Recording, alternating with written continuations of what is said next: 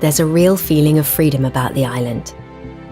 The plant life and seaweed we have here grows in our coastal air and clean water. It absorbs that freshness naturally.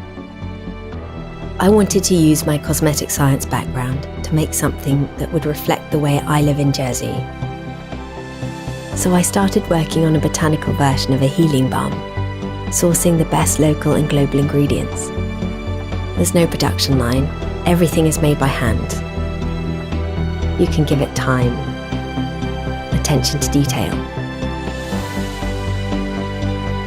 I love the process, and it connects me with local producers that share my perspectives and ethos.